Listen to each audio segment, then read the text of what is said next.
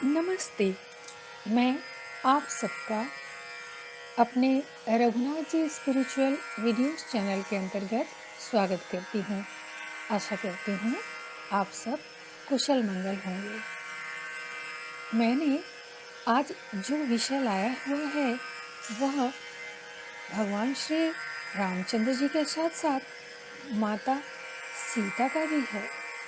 अर्थात आज हम भगवान श्री राम के साथ साथ माता सीता जी के नाम का कितना महत्व है, क्या अर्थ है एवं एक साधक के जीवन में क्या उसका प्रभाव पड़ता है, वह भी यहाँ बताने की कोशिश की जाएगी। भगवान श्री रामचंद्र जी का यह नाम राम, यह अपने आप में ही पूर्ण अवश्य है। यह एक अत्यंत बलशाली नाम है जो व्यक्ति को, जापक को, साधक को यह जो नाम ले रहा है, जो यह पवित्र नाम पुकार रहा है, उसके मनोभाव को बहुत बल प्रदान करता है। उसके मन के धरातल को एक सुंदर एवं सशक्त बनाता है।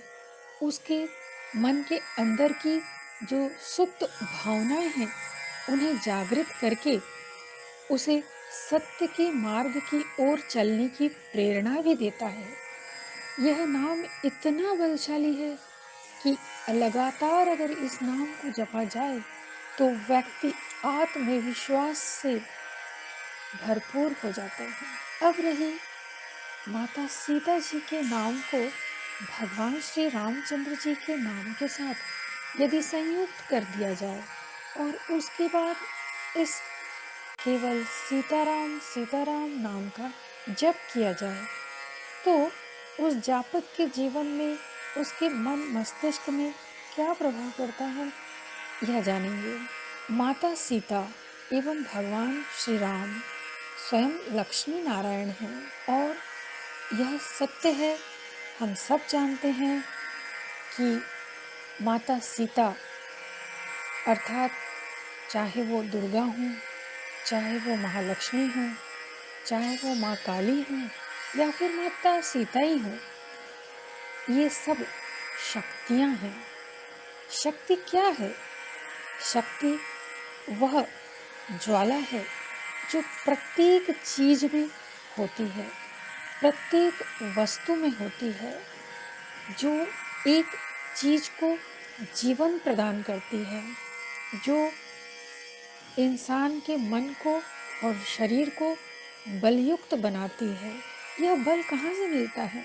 यह बल उस ऊर्जा से मिलता है जिसे हम शक्ति कहते हैं। अगर इंसान के अंदर यह शक्ति ना हो तब तो वो बलहीन हो जाएगा, वह कोई काम नहीं कर सकेगा, उसका मन कहीं नहीं लगेगा। यह बल जो है ना, ये कई प्रकार के होते हैं। आज हम यहाँ पर मुख्य रूप से केवल दो प्रकार के ही बल का हम विवेचना करेंगे। एक वह शक्ति जो हमारे शरीर में ऊर्जा प्रदान करती है। अगर यह शरीर में ऊर्जा ना हो तो हम तो कुछ काम ही नहीं कर पाएंगे। और एक दूसरी ऊर्जा है जो हमारे मन को, मस्तिष्क को, हृदय को प्रज्वलित करती रहती है, हमेशा ऊर्जावान बनाने की कोशिश करती रहती है हमेशा। और तभी जब हमारा मन उज्जवल हो जाता है, ऊर्जा युक्त हो जाता है, तो वह शरीर जो जीर्ण शीर्ण भले ही क्यों ना हो, वह भी सशक्त होकर खड़ा हो उठता है। इसलिए यह देह रूपी ऊर्जा एवं मन रूपी ऊर्जा, ये दोनों के ही मिश्रण से जो शक्ति हमें मिलती है, वही शक्ति होती है दैवीय शक्ति। और हमारी जितनी भी देवियां हैं, उनमें यह शक्ति भरी हुई है। जब ये देवी अपनी शक्ति देवताओं में प्रदान करती हैं, तब वह देवता भी शक्तिवान, ऊर्जावान, बलवान हो जाता है। बिना शक्ति के कोई कार्य कभी भी हो नहीं सकता। बिना शक्ति के कोई सृष्टि पल्लवित नहीं हो सकती। बिना शक्ति के कोई भी जीव जीवंत नहीं हो सकता। इसलिए शक्ति का होना बहुत ज़रूरी है, और शक्ति मिलती है हमें भगवान श्री रामचंद्र जी की या भार्या माता सीता जी से।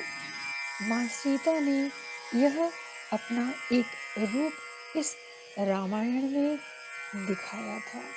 दरअसल चाहे वो अग्नि की परीक्षा हो, और चाहे वो रावण के द्वारा अशोक वाटिका में बंधक बनाई गई हो, लेकिन हर जगह माता सीता ने अपनी उस शक्ति का प्रदर्शन किया है, जो हमें बाध्य करता है दार्शनिक रूप से समझने के लिए। हम जब तक उस आंतरिक दर्शन शास्त्र को नहीं समझेंगे, तब तक हम माता सीता के शक्ति को भी नहीं समझ पाएंगे। यह तो एक प्रतिरूप था, हमें दिखाने के लिए, प्रत्येक मनुष्य को समझाने के लिए कि शक्ति का दुरुपयोग नहीं होना चाहिए, नारी जाति का अपमान नहीं होना चाहिए। क्यों?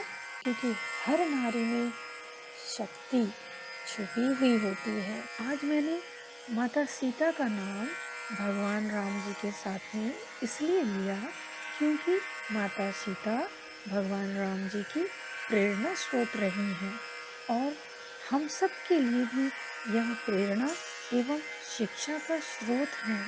हमें कितना कुछ इनके गुणों से सीखने को मिलता है। शांत स्वभाव, निर्मल चेहरा, लेकिन कितना त्यागमयी माँ सीता थी।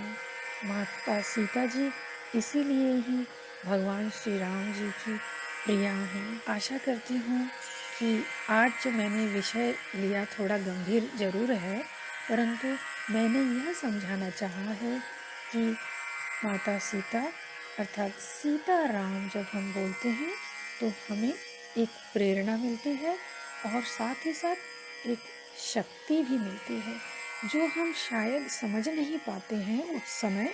लेकिन जो लोग लगातार इस नाम का जाप करते हैं, साधना करते हैं, उन्हें पता है कि उन्हें कितनी शक्ति, भरपूर ऊर्जा मिलती रहती है, जिसके बल पर वे बड़े से बड़ा काम कर लेते हैं, बड़े से बड़ा काम करने में सफल हो जाते हैं।